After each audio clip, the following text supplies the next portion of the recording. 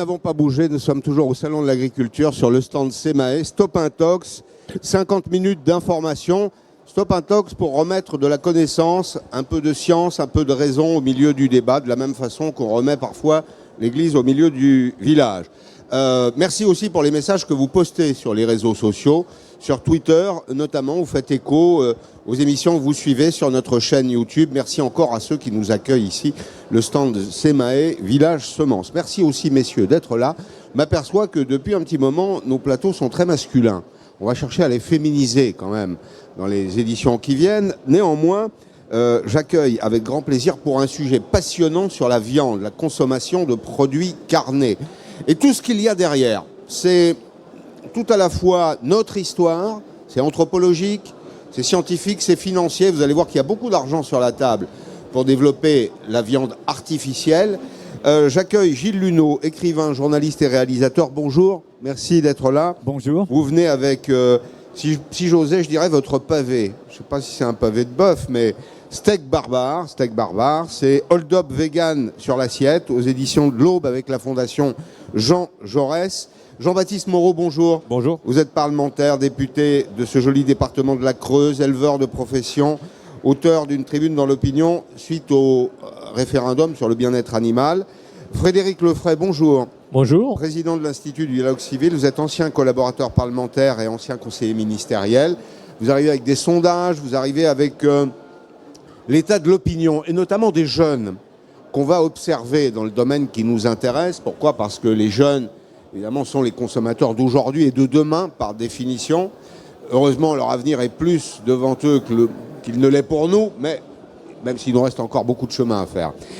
Et puis Jean-Yves Heurt, un professionnel du secteur, bonjour. Éleveur bovin, bonjour, dans le Calvados. Vous avez créé Ici la Terre, qui est un collectif de 130 agriculteurs. On peut vous appeler très régulièrement. Vous allez nous raconter d'ailleurs le sens de votre initiative pour rétablir le dialogue entre votre environnement et vous-même, fournir des explications, faire un peu de pédagogie, c'est ça de la pédagogie appliquée, sur la question des traitements, mais aussi sur les questions liées au bien-être animal, puisqu'on va l'évoquer ensemble. Gilles Luneau, pour commencer, Steak Barbare, qu'est-ce que vous avez voulu dire ? Vous avez voulu dire qu'il y a un hold-up en cours sur quoi ? Sur la consommation de viande, sur la production de viande, de produits carnés, l'élevage ? C'est sur la consommation, mais de fait en amont sur la production et surtout sur on pourrait dire un changement radical de la production. On ne part plus des champs, des agriculteurs, des éleveurs, mais on part de l'usine avec des protéines végétales qui sont produites artificiellement. Hein. On modifie génétiquement une levure, on lui fait exprimer des protéines. C'est des choses qu'on connaît bien dans l'industrie. On le fait aussi par extraction. Enfin bref, on prend de la protéine pour ce qui est des ersatz végétaux de viande et pour ce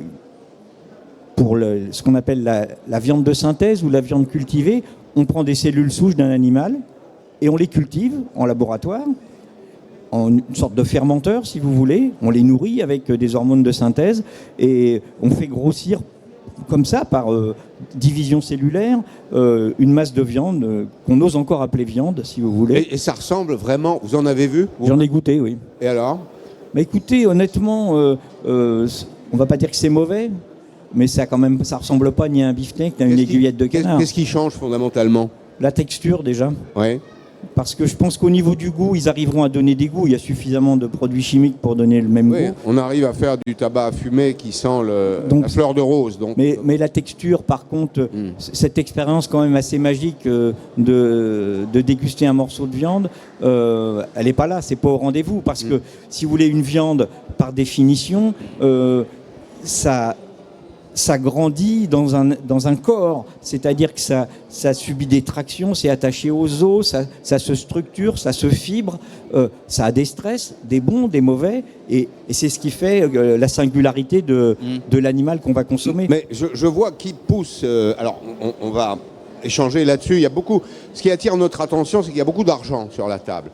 Alors il y a souvent des mouvements minoritaires qui sont des mouvements sans lendemain dans la société, parce qu'ils sont peu financés. On doit en revanche être très vigilant quand il y a beaucoup d'argent sur la table et quand il y a, j'allais dire, un lobby ou... Alors le mot lobby dans mon esprit d'ailleurs n'est pas une grossièreté. En tout cas, des groupements industriels ou des intérêts financiers derrière ce mouvement. C'est probablement qu'il y a un marché, et un marché naissant, un marché créateur de valeur et donc de revenus. Mais je vous ai entendu prononcer un mot, vous avez parlé de modification génétique. Moi, j'avais compris naïvement que ce mouvement venait plutôt de l'écologie, des véganes qui sont sous la marque ombrelle de l'écologie aujourd'hui et qui sont par nature opposés à la modification génétique. Quand vous leur parlez OGM, ils considèrent que c'est une insulte à la nature et vous me dites, ben non, ces produits, ils sont modifiés sur le plan génétique. Pour certains. Je comprends pas. Pas tous, faut pas généraliser. Quelle cohérence il y a là? Il n'y en a aucune, mais surtout le premier mensonge, j'ose le définir comme ça, c'est de penser que le véganisme est une forme de l'écologie. Absolument pas.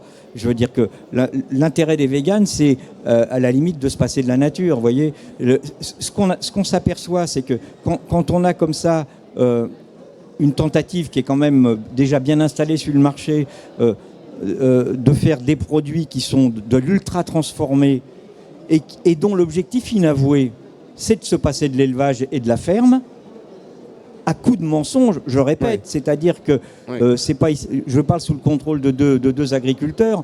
Je veux dire, s'il n'y a plus d'animaux dans les champs, il n'y aura plus de végétaux non plus, parce qu'il n'y aura plus d'amendements organiques. Bien sûr, ouais. Jean-Baptiste Moreau, alors là, vous êtes tout à la fois Jean-Baptiste et député, mais aussi professionnel, issu de cet univers avec votre voisin. Ça vous inspire quoi ce débat? Est-ce que d'abord, est-ce que vous considérez que c'est un vrai danger? Oui, c'est un danger réel et immédiat. Et c'est pas un truc futuriste. C'est un truc qui est déjà là. C'est quelque chose qui est déjà en place et c'est une stratégie industrielle qui est déjà en place. Les véganes et les ONG animalistes sont les idiots utiles de la dernière lubie du capitalisme dérégulé et fou, à savoir créer de la viande artificielle pour venir satisfaire un besoin qu'on est en train de créer grâce au véganisme en disant on arrête de tuer des animaux. Et donc c'est la proue, on va dire, du navire. Et derrière, vous avez les industriels qui vont expliquer, voyez, plutôt que d'élever des poulets à l'intérieur, on va vous vendre de la viande artificielle à la place. Comme ça, il n'y aura pas de souffrance animale, on ne sera pas obligé de tuer des animaux pour vous nourrir. Mais c'est derrière la dernière métastase, pour moi, du cancer.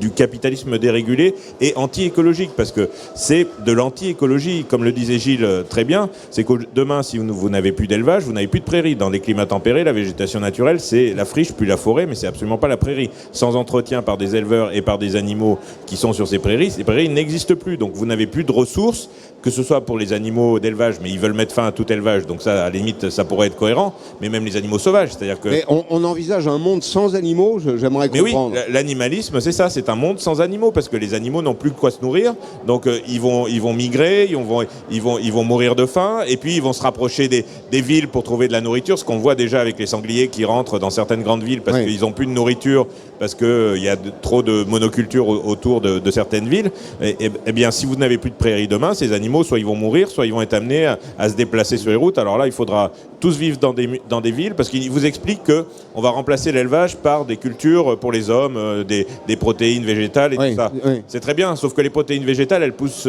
dehors, en principe, enfin, sauf s'ils préfèrent les faire en indoor, mais elles poussent dehors. Et si vous avez des animaux qui n'ont rien à manger, ils vont les manger, ces trucs-là, ces protéines végétales que vous allez faire pousser. Donc à moi d'entourer chaque parcelle de murs, d'entourer les villes de murs pour être tranquille et laisser finalement plus aucune vie dans les campagnes et dans la ruralité, et tous se concentrer dans des villes. Sinon, c'est ça le modèle de société ultime des véganes. En fait, l'élevage, donc, je m'adresse aussi à votre voisin, Jean-Yves Heurtin, éleveur bovin dans le Calvados, l'élevage est un des éléments de l'aménagement de la nature. Alors je sais qu'il y a une thèse de la naturalité qui circule, selon laquelle la nature serait bonne et généreuse. J'observe qu'au contraire, elle organise la concurrence, la compétition entre les forts et les faibles. L'élevage, dans votre esprit, à vous aussi, c'est un élément de régulation, d'aménagement de la nature? C'est un élément de régulation, d'aménagement. C'est aussi un élément qui participe derrière à avoir une bonne qualité de l'eau à certains endroits parce qu'on a des natures de sol particulières. C'est un élément structurant parce que ça garde un paysage agréable, parce que sinon, comme ça a été dit, il y a un moment, la nature, quand elle reprend ses droits, c'est pas la nature que l'on connaît. Avec Hannibal. Celle qui reprend ses droits, en général, est agressive. Et enfin, je rappelle régulièrement que l'homme était l'espèce la plus vulnérable des espèces vivantes et que si l'homme n'avait pas été capable d'aménager la nature l'aurait sans doute dévoré. Donc, sous couvert du respect de l'animal, de mettre l'animal quasiment à l'égal de l'homme, on va arriver à une dérégulation où, à un certain moment, on a des incidences sur l'environnement, sur la production agricole, avec une usurpation aussi des termes, parce que moi, je suis désolé, quand on parle de steak, eh bien, pour moi, un steak, c'est de la viande. Voilà, c'est clair, c'est net. Quand on commence à parler de protéines végétales, eh bien, on appelle ça des galettes végétales, si on veut, des galettes de protéines, enfin... Mais il ne faut pas usurper. Ça n'est pas de la viande. Il ne faut pas fausser dans l'esprit des gens, et c'est pour ça que c'est important de communiquer avec eux et de bien expliquer ce que l'on fait réellement. Attendez, Jean-Yves Hortin m'adresse aux éleveurs. Enfin, en France, ce mouvement a peu d'écho. Tout le monde a l'habitude, enfin tout le monde a cette culture de consommation de la viande, qui plus est dans un pays où l'assortiment gastronomique est extrêmement large, et même dans certains cas très profond. Personne ne se trompe sur le fait de consommer de la viande, non ?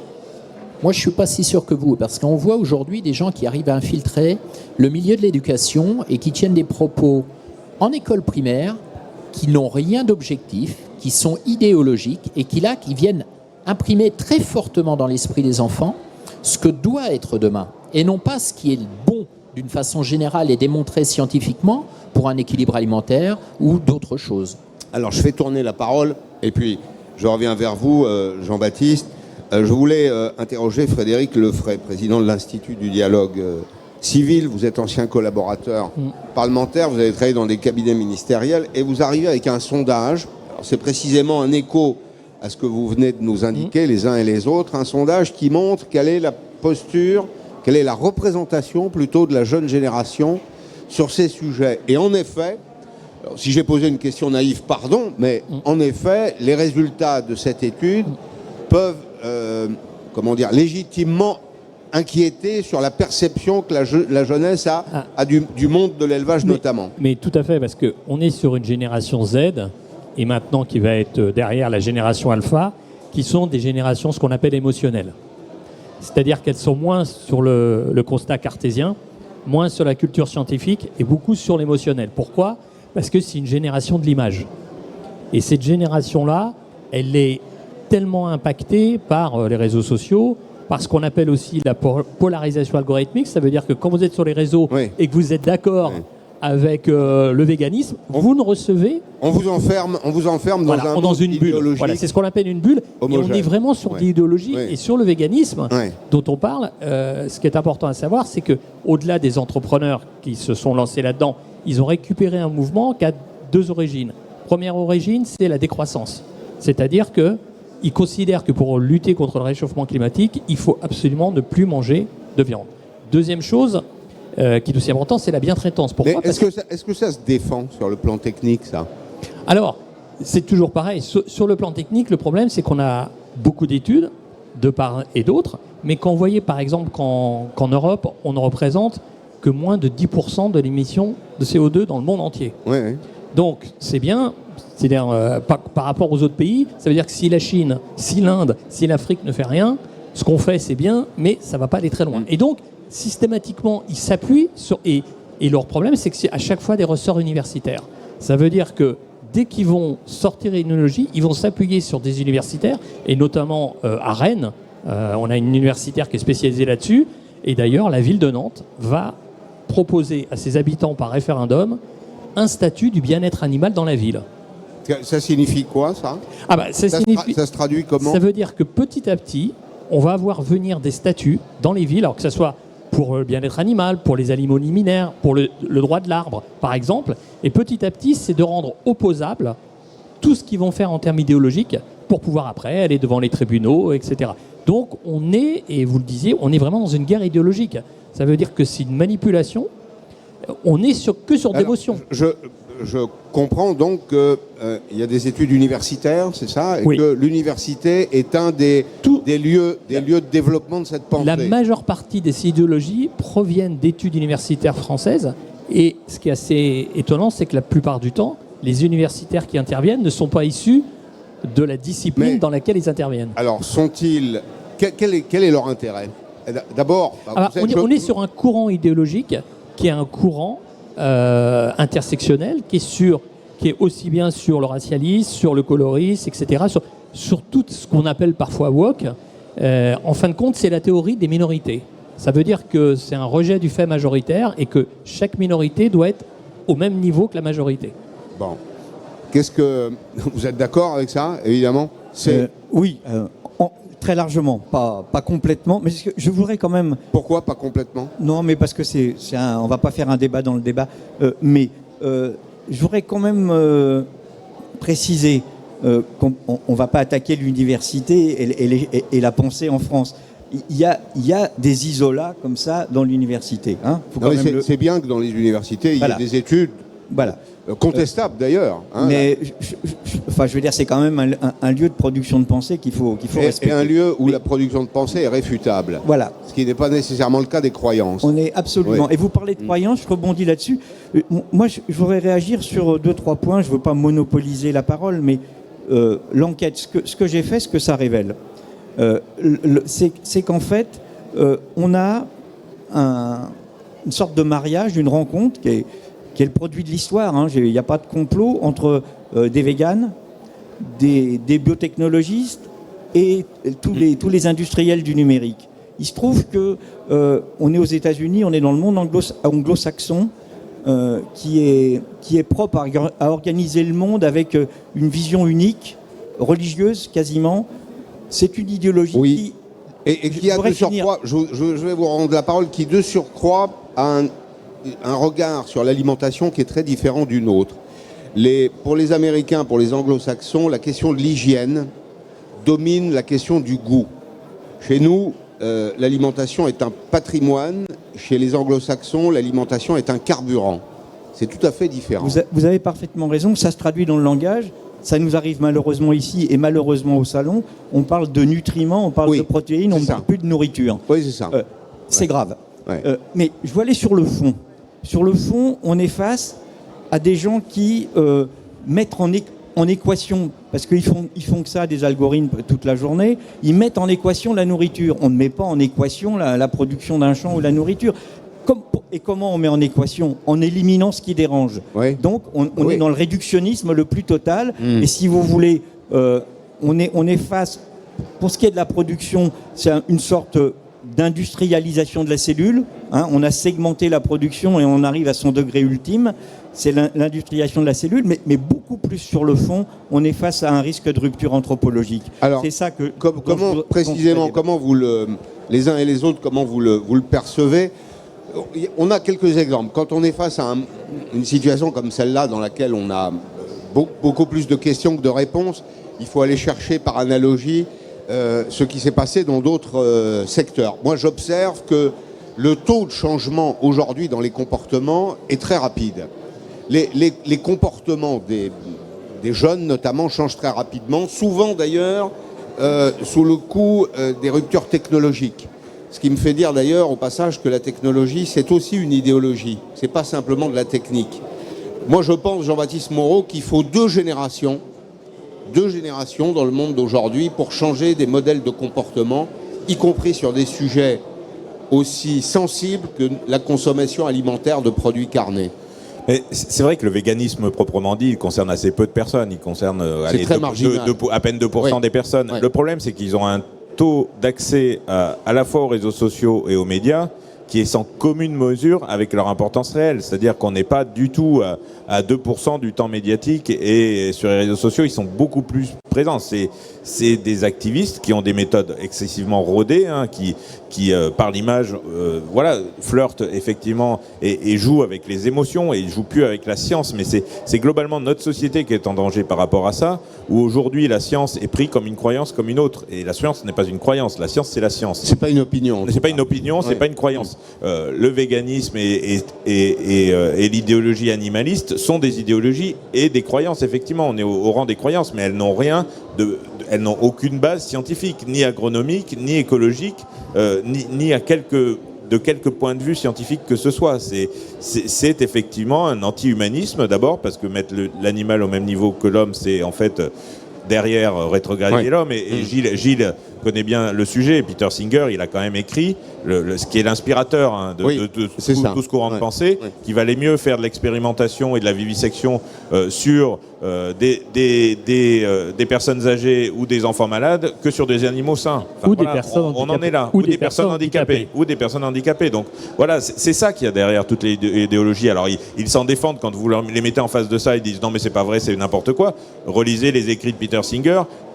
C'est très très clair dans tout ce qu'il a écrit et dans tout ce qu'il inspire aujourd'hui. C'est un anti-humanisme. Mais est-ce que vous admettez en même temps l'idée que la société vous renvoie un écho qui est celui de la relation qu'on peut avoir à l'animal Non, mais ça s'entend. Qu'il y a un désir de mieux traiter c'est les légitime, animaux. non? Oui, c'est légitime. Mais on n'a pas attendu L214 et compagnie pour le faire. Il y a déjà des choses qui sont aménagées sur le bien-être animal. Mais ce qu'il faut éviter de voir, c'est de voir la bientraitance plus que le bien-être, parce que on a eu le débat récemment, c'est que bien-être ça veut tout dire et rien dire.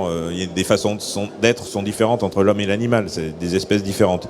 Mais au-delà de ça, c'est de bien voir que de ne pas faire de l'anthropomorphisme, c'est-à-dire ne pas voir l'animal comme un homme qui a les mêmes besoins fondamentaux et les mêmes envies. Ça n'a rien à voir. Mais c'est pas mieux, c'est pas moins bien. Un animal n'est pas un humain n'est pas un animal. En 1945, 80% des animaux étaient dédiés au travail et 20% à la vie civile, si je puis dire. Aujourd'hui, c'est l'inverse. 80% des animaux en France sont des animaux de compagnie et 20% travaillent. Changement du rapport, évidemment. Mais tout à fait, c'est la relation à un animal, et notamment pour nos deux éleveurs qui sont là.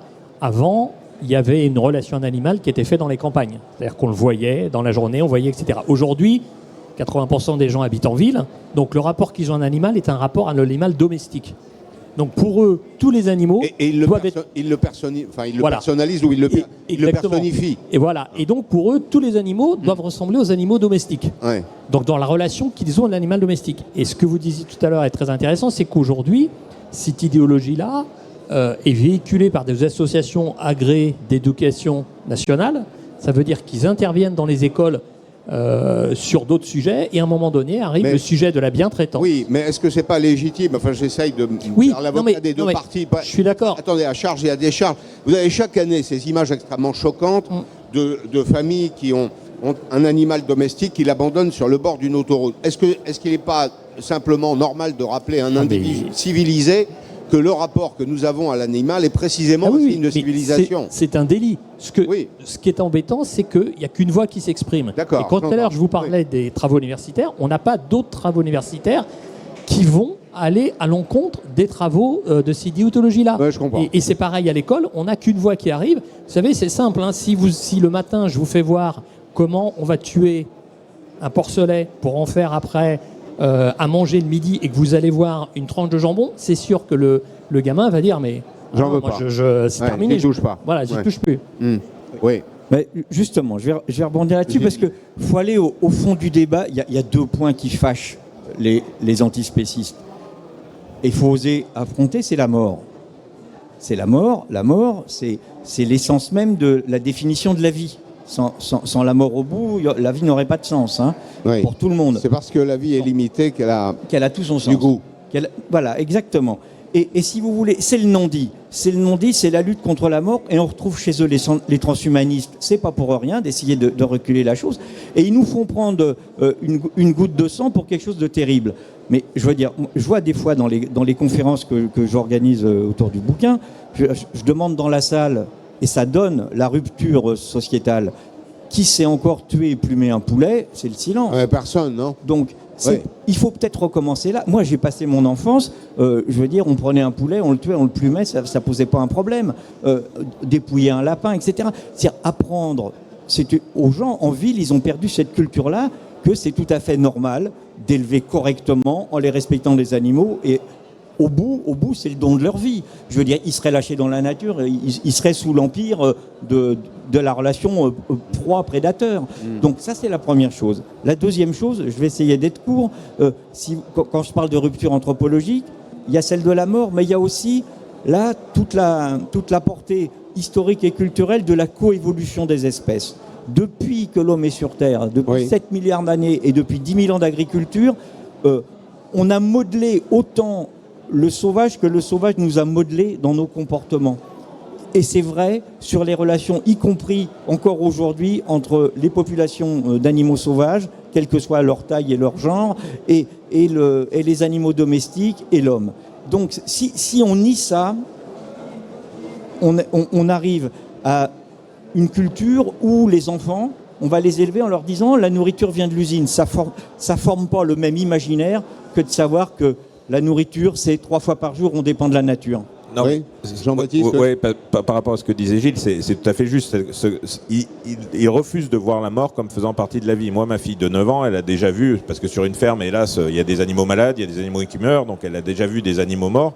Et ça aide à l'apprentissage justement du fait que la vie, elle a une fin. Et ma fille de 9 ans aujourd'hui, elle n'est pas du tout traumatisée par la mort. Enfin, elle en parle. Alors, c'est pas une obsession non plus, mais elle en parle réellement. Et voilà, on a perdu mes grands-parents récemment. Et c'est beaucoup plus facile on va dire pour les enfants, à apprendre une fois qu'ils y ont été confrontés que des gens effectivement qui vivent en ville, qui n'y sont jamais confrontés et qui sont qui la rejettent totalement et qui ne veulent pas l'avoir en face. Il n'y a pas d'ailleurs que le sujet qui nous occupe aujourd'hui, mais vivre dans une ville, par définition, l'environnement, la dimension spatiale de la vie, l'espace dans lequel on vit a une importance. Vous voyez bien qu'aujourd'hui, dans la société, on cache aussi les vieux. Pourquoi est-ce qu'on cache les vieux? Aucun rapport avec le sujet, quoique, finalement, il y a un fil. On cache les vieux dans des maisons de retraite ou dans des EHPAD, à la différence de ce qu'on faisait à la campagne dans les générations passées, parce qu'on ne veut pas voir la mort, parce que la vie n'est que loisir, la vie n'est que bien-être, la vie n'est jamais l'objet d'une contrainte. Et donc, dans cette société-là, je comprends parfaitement qu'il y ait un débat autour de la consommation de viande. Mais si je reviens à notre sujet, est-ce que vous avez pu déterminer les uns et les autres quels sont les intérêts financiers qui sont à l'œuvre derrière ce mouvement ? Oui, c'est très clair, mais le livre de Gilles est très bien fait sur le sujet. C'est évident que derrière, effectivement, et là on voit bien toutes les attaques sur l'élevage hors sol, alors il y a sans doute des choses à modifier sur la façon dont sont élevés aujourd'hui les animaux, mais il y a une raison pour laquelle ils le sont comme ça, et globalement ça satisfait à leurs besoins primaires d'animaux, la façon dont ils sont élevés, on en tient compte dans l'élevage dès aujourd'hui, mais ils attaquent ce créneau-là parce qu'ils veulent clairement remplacer une bonne partie de la viande, alors pas toute, parce qu'ils disent aussi oui, la viande de qualité, on n'attaque pas l'élevage dans les prairies, c'est faux, parce que c'est les premiers qui souffrent, hein, des campagnes à répétition, les premiers qui souffrent c'est les élevages extensifs, c'est les plus fragiles économiquement. Regardez sur Twitter, vous avez plein d'agriculteurs ou de vos collègues éleveurs qui se plaignent de... Voilà, c'est les premiers qui souffrent, mais dans leur plan aujourd'hui, c'est de remplacer tout l'élevage hors sol par de la viande artificielle de synthèse, c'est-à-dire de la viande qui sera pas forcément très chère, qui sera produite de façon totalement industrielle, mais vous l'avez dit tout à l'heure, c'est totalement aberrant, parce que les mêmes qui vous expliquent qu'ils veulent mettre de la viande artificielle pour éviter la souffrance animale sont effectivement anti-OGM, anti-évolution scientifique et anti-science. Donc, je veux dire, c'est totalement aberrant. Et Gilles l'a dit tout à l'heure, c'est de la multiplication de cellules souches sur bain d'hormones. Des hormones qui sont interdites dans l'élevage depuis les années 80 en France et en Europe. Donc voilà, on est sur, en plus, au niveau santé publique, je ne suis pas du tout persuadé de l'innocuité sur la santé publique de ces types de produits-là. Hein. Alors, il y aura une guerre. Oui, non, juste je vous en prie. Rajouter quand même par rapport au bien-être et tout ce qui est véhiculé autour du bien-être. Bien sûr. Le bien-être, ce n'est pas le fait de supprimer la mort de l'animal. Le bien-être, moi en tant qu'éleveur, où je vois que mon animal il est bien, c'est quand je vois qu'il est productif. Et être productif, c'est pas un gros mot. C'est que quand vous avez un cheptel, ça marche bien, et que vos animaux vont bien, que les productions sont de bonne qualité, vous vous dites, je suis sur le bon chemin du bien-être. Parce qu'un animal qui n'est pas bien, c'est comme un humain qui n'est pas bien. Je reviendrai après aux intérêts financiers, mais est-ce que dans les questions qu'on vous pose, je rappelle que vous avez fondé avec d'autres ici la Terre, un collectif de 130 agriculteurs, avec une ligne verte, c'est ça? Une sorte de téléphone rouge où on peut vous appeler, il y a toujours quelqu'un qui décroche, c'est des consommateurs qui vous appellent avec des questions. Est-ce qu'on vous interroge là-dessus, sur le bien-être animal? Sur le bien-être animal, ce qui est intéressant, mais aussi sur les modes de production, c'est que quand on discute avec des voisins Ouais. ou des personnes inconnues qui veulent avoir des informations, enfin les inconnus c'est un petit peu différent, mais sur les voisins, ce qu'on fait est toujours bien. Ils ont une vision, par contre, par rapport au relais médiatique sur un certain nombre de sujets, notamment sur le bien-être, en disant « Ah oui, mais c'est pas possible, ces conditions d'élevage ». Et 3/4 du temps, quand on voit les reportages, si on fait attention, notamment au niveau bovin, on s'aperçoit que l'identification n'est pas l'identification française et que les images qui illustrent... Viennent d'Amérique du Sud, par exemple. Voilà. Et en fait, l'agriculteur, il dit « Mais non, mais il faudrait qu'ils soient tous comme toi ». Mais moi, je leur dis, quand je leur explique mon exploitation, je suis une exploitation tout à fait standard. Il y a beaucoup de trucage, c'est vrai, dans les images. Souvent, on utilise les images des feedlots d'Amérique du Sud, Argentine, c'est ça, Mexique notamment, où là, on fait vraiment de l'industrie. Et ces images, elles sont utilisées quand on parle du bien-être animal. Alors, c'est une espèce de malhonnêteté. C'est une rupture déontologique pour un journaliste. C'est de la propagande organisée complètement, oui. On se sert de fausses images, on se sert parfois de vraies images, mais qui représentent une toute petite minorité en expliquant que c'est partout comme ça et tout le temps. C'est le cas sur les abattoirs où effectivement il ne faut pas nier qu'il y a des abus, qu'il y a des problématiques et qu'il faut les condamner chaque fois qu'elles ont lieu, mais elles sont une infime minorité par rapport au cas général, et c'est de la manipulation de masse, c'est de la propagande organisée, et ils savent très bien faire, hein. Ils sont très bons et très pros à ce niveau-là, mais ce n'est pas un reflet du réel. Et le problème, c'est que quand leurs images sont reprises dans les différents médias, on a l'impression que c'est une enquête journalistique. Ce n'est pas une enquête journalistique, c'est des images de propagande utilisées par des activistes pour servir une cause. C'est ça la vérité, mais c'est jamais ce qui est dit quand on présente les images d'L214. Retenez cette image d'ailleurs, cette proportion. C'est de la culture trotskiste.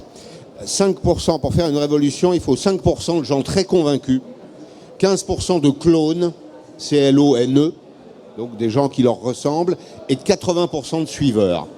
Avec 5% de personnes qui sont des radicaux très convaincus, vous pouvez changer la société. Ça peut aller très très vite. Et d'autant plus que tous les courants dont on parle, plus d'autres sur le décolonialisme et tout, viennent tous de la French Theory. Donc Alors, formidable, la French Theory. Voilà, ce sont nos philosophes français qui, dans les années 68, ont considéré que la révolution avait échoué, qui sont partis aux États-Unis.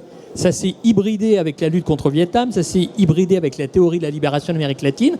Et en fin de compte, ils ont été bien relayés dans les campus américains. C'est ça. Et l'effet boomerang, c'est que ça nous est revenu au début des années 80, complètement théorisé, avec l'exacerbation des minorités. Alors ça n'a pas marché en France au départ, oui c'est vrai, c'est une école de pensée qui part de Vincennes, Derrida, Deleuze, Foucault, etc., qui disent, voilà, le savoir, c'est d'abord l'expression du pouvoir. Donc le savoir, évidemment, il est contestable. Et c'est inspiré de Gramsci. Alors c'est Gramsci, et ça part aux États-Unis, et ça nous revient dans la figure aujourd'hui. Ça inspire là toutes ces études que vous évoquiez, Haine et quelques autres. Et il y a tout à fait. Et donc c'est revenu dans le champ universitaire. Et le problème, c'est qu'on n'a pas de contre-information universitaire. Et vous avez des chaires sur le bien-être animal, vous avez des chaires sur le décolonialisme, etc. Et tous les étudiants qui arrivent, comme j'ai dit tout à l'heure, ils étaient sur une idéologie émotionnelle, donc ils trouvent ça très bien. Et donc on produit de plus en plus chaque année. Dans les universités anglaises aujourd'hui, ça c'est très significatif. Tout doit être fait pour ne pas contester la sécurité émotionnelle des étudiants. Et je vous traduis ça en français. Ça veut dire que si une connaissance, qui est une connaissance, déplaît aux étudiants, on la sort du corpus Et par exemple, transmission dans des les savoirs. universités américaines en droit, vous ne pouvez plus utiliser le terme « violer la loi ». Parce que si quelqu'un dans le public, un étudiant a été ou une étudiante a été violée, ça va lui rappeler ce qui s'est passé et c'est dramatique. Donc, il ne faut surtout pas offenser. J'en reviens à mes histoires d'argent, pardonnez mon obsession, mais il y a sûrement des intérêts financiers derrière ça. J'ai noté par exemple qu'un grand journal du soir, que je ne vais pas citer pour éviter les fâcheries, diffuse très régulièrement des informations sur le thème que je vous résume dans une formule. On peut très bien vivre sans manger de viande.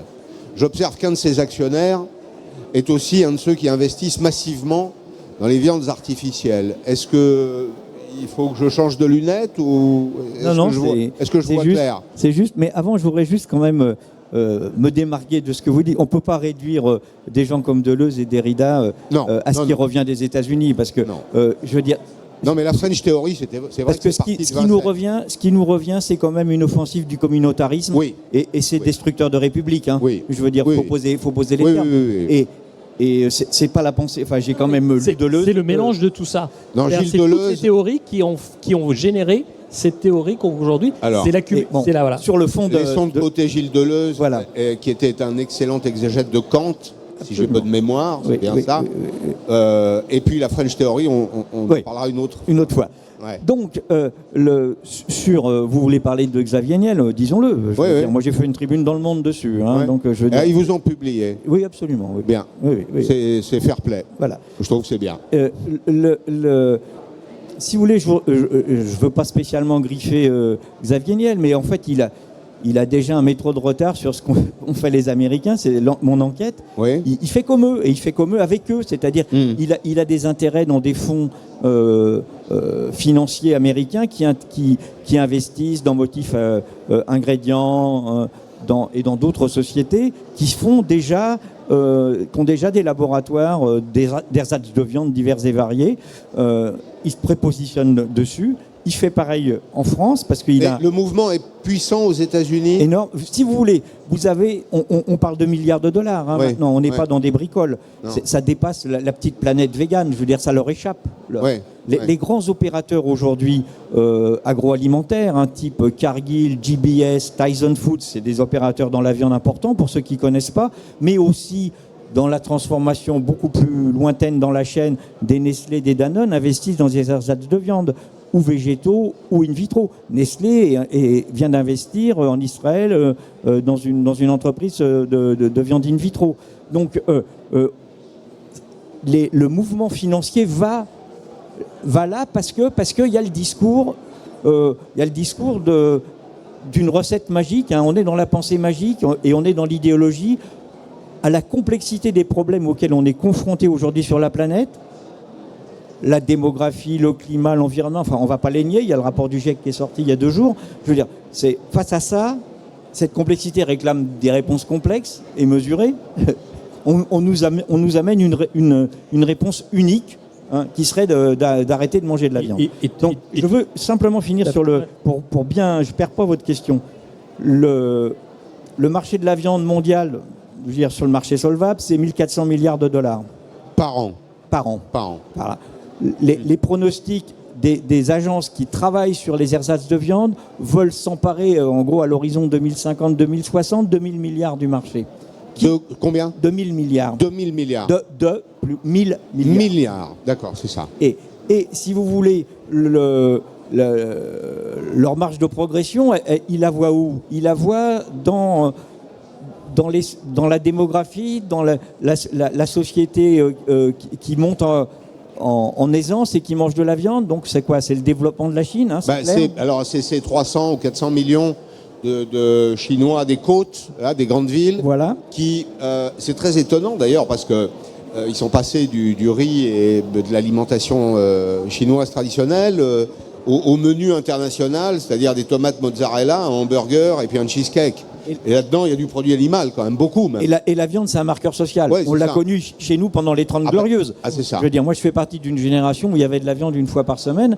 Je parle d'aller chez le boucher. Sinon, on avait un peu le poulailler quand même. Mais je veux dire que... on a vu... on va dire la banalisation du repas de viande en Occident. Et puis ces industriels sont très opportunistes. Pourquoi? Parce que Nestlé voit qu'il y a d'autres marchés qui vont s'éteindre. Donc au lieu de dire il y a un marché qui s'éteint, on va aller susciter un nouveau marché. Et on le voit notamment sur le climat ou sur la biodiversité. Vous avez des entreprises qui sont attaquées par des associations. Les mêmes associations reçoivent du mécénat de leurs concurrents. Ça veut dire qu'aussi sur le marché, on se sert d'associations pour lutter contre un autre marché, pour pouvoir préempter un marché. Mais y compris les ONG environnementalistes Voilà. Qui aujourd'hui sont payés par des fonds étrangers pour déstabiliser l'agriculture française et européenne au profit des agricultures d'autres pays. Il ne faut pas être non plus naïf à ce niveau-là. Moi, j'ai mis à jour dans le réseau financier. Je veux dire, aujourd'hui... Je remonte au passage votre ouvrage, parce qu'il faut savoir de quoi on parle. Je vous en remercie. Mais oui, Steak barbare, hold-up vegan sur l'assiette, aux éditions de l'Aube, Gilles Luneau. Vous avez, si on prend rien que l'Europe, vous avez Jérémy Colère, qui est quand même un des patrons du second marché en Europe, qui aujourd'hui flèche les gens qui investissent chez lui, flèche l'argent en disant n'allez pas sur le développement de la viande, c'est pas la peine. Aujourd'hui, vous allez faire de l'argent en investissant dans les startups. Parce qu'il y a cet aspect financiarisation de l'agriculture. Hein. C'est-à-dire qu'aujourd'hui, il y a des entreprises, hein, que ça soit Unilever, que ça soit Nestlé, etc. Ouais. Il y a aussi un jeu financier d'investir et de récupérer 3 ans après en ayant fait du bénéfice sur les actions, tout simplement. Donc, ça a échappé totalement aux véganes. Mais, question, est-ce que, je ne sais pas, votre date de naissance, à peu de choses près 1950. Bon, d'accord. Moi, je suis un petit peu plus jeune que vous, mais je me demande, on est à peu près dans la même génération, je me demande, et je me tourne vers vous, Jean-Baptiste et Jean-Yves, est-ce que nous serons la dernière génération à consommer de la viande, la carte alimentaire française, c'est-à-dire de la choucroute, du cassoulet, du bœuf bourguignon. Je cherche des recettes qui sont les recettes des terroirs. Est-ce que nous serons la dernière génération à les consommer ? Non, mais j'espère bien que non. Moi, je suis de 1977, donc je suis un petit peu plus jeune. Ne vous en offense.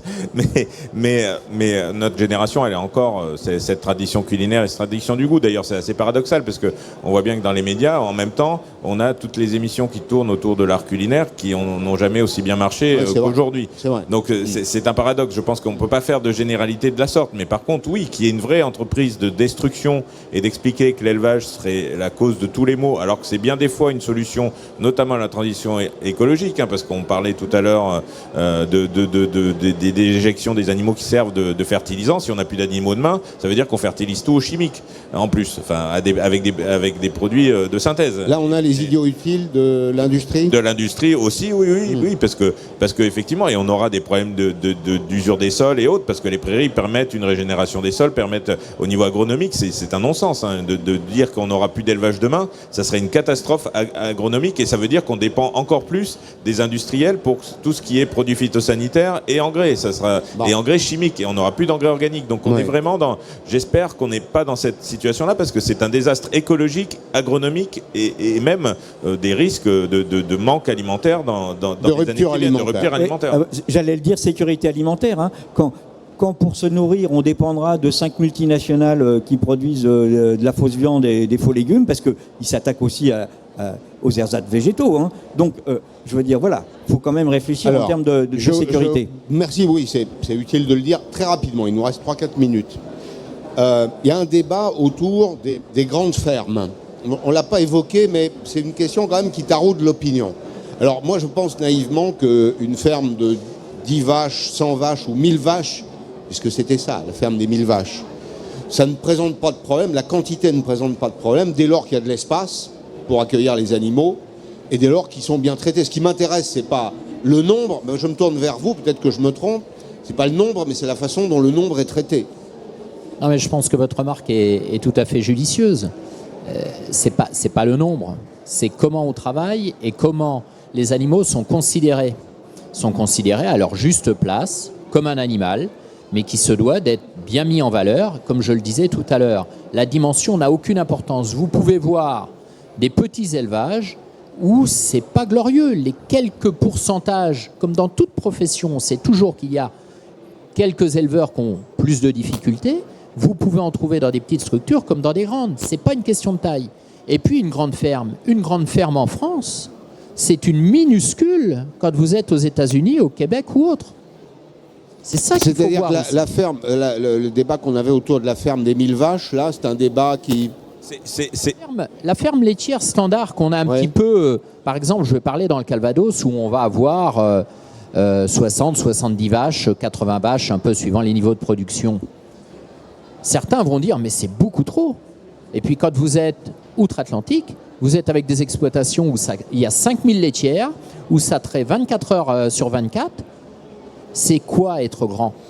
Non, mais c'est surtout que c'était une ferme, un projet de ferme d'une quinzaine d'agriculteurs qui se regroupaient entre eux pour monter à 1000 vaches. On n'est pas du tout, et c'est c'est là aussi, c'est ce dont on parlait tout à l'heure par rapport à la propagande. On fait à partir d'une ou deux fermes des généralités. La ferme moyenne en France aujourd'hui, je crois que c'est 60-70 vaches.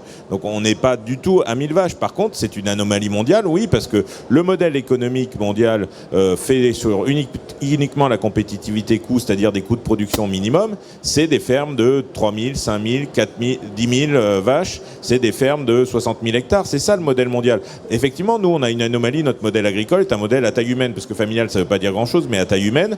Et moi, je pense que c'est le modèle d'avenir, parce que au niveau de l'environnement, c'est le plus protecteur et c'est le plus sûr, et c'est celui qui permet de maintenir la vie sur les territoires. Mais leurs offensives répétées ne font que renforcer ce modèle-là agro-industriel d'outre-Atlantique, parce que nos petites fermes qui sont économiquement les plus fragiles sont celles qui sont le plus impactées par les campagnes à répétition anti-viande, anti-agriculture. C'est ça qu'il faut bien retenir. Et c'est que leurs campagnes ne finiront que par faire qu'on importe de l'agriculture et des produits d'une agriculture dont on ne veut pas ici. C'est j'allais dire, la chance peut-être du capitalisme financier de rentrer sur un marché qui lui était jusqu'à présent inaccessible, en effet. Oui, tout à fait. Et on est, monsieur le député vient de le dire, on est vraiment sur une guerre d'idées, c'est-à-dire une guerre idéologique. Et c'est ça qui permettra à l'agriculture française de s'en sortir, c'est de gagner cette guerre idéologique et de ne pas laisser une toute petite minorité dicter sa loi à la majorité. Alors pour ça suppose beaucoup de choses. Merci en tout cas d'être venu aujourd'hui. Ça suppose d'abord que tous les journalistes fassent parfaitement leur travail, c'est-à-dire qu'on respecte une forme de code de déontologie. Toutes les idées sont acceptables dans le débat, mais replacées dans leur contexte et puis à juste proportion de leur partage, de leur influence dans la société. Les journalistes ne doivent pas être des agents de propagande, c'est le premier élément. Il faut rendre compte souvent factuellement de la science et peut-être de la réalité aussi, de tenir compte de notre culture. Notre culture en France, c'est les terroirs qu'on évoquait tout à l'heure, c'est des traditions, c'est aussi un des rares pays dans lequel subsistent des entreprises de taille modeste, faiblement profitables. Passage d'ailleurs, on dit bravo aux éleveurs, bravo aux agriculteurs qui restent attachés à leurs exploitations, à leur activité dans des territoires où on a besoin d'eux encore pour de très faibles revenus. Les revenus d'un éleveur dans le Massif central, c'est parfois entre 12 et 15 000 euros par an. C'est très peu. Qui accepterait de travailler pour 12 heures par jour pour 1 000 euros? Il n'y a pas grand monde, à mon avis, dans ce pays. Et tout ça pour maintenir une activité économique qui permet le développement d'une petite industrie, de l'artisanat, qui permet le maintien, voire d'ailleurs le développement des activités touristiques et donc le maintien aussi des services publics. Voilà. L'agriculture dans ces territoires, le Cantal, la Corrèze, la Creuse. Ouais, la Creuse, que j'oublie pas. La moyenne montagne, ce qu'on appelle la moyenne montagne en France, ça permet de sédentariser l'activité. Merci à tous les quatre d'être venus, c'était vraiment passionnant. Et donc Gilles Luneau, Steak Barbare, édition de l'Aube, Hold Up Vegan sur l'assiette. À demain 10h30 pour un nouveau numéro de Stop Intox.